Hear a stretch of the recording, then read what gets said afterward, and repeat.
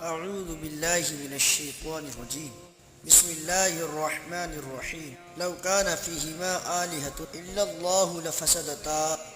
प्यारे दोस्तों, ये वाक़या है हज़रत इमाम आज़म अबू हनीफ़ा और दहरिया का।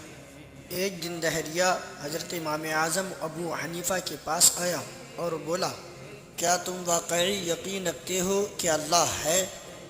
इमाम साहब ने फरमाया, पहले तुम मुझे बताओ, अगर एक कश्ती बगैर मल्लाह के दरिया पार कर जाए तो क्या तुम यकीन करोगे? वो खुद ब खुद चल पड़ी। दहरिया हंसकर बोला, नहीं, ये नामुमकिन है।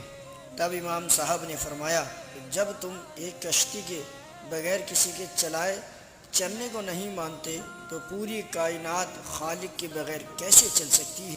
ये बात सुनकर दहरिया बेहोश हो गया और जब होश में आया तो कलमा पढ़कर फ़ौरन मुसलमान हो गया। माशा अल्लाह।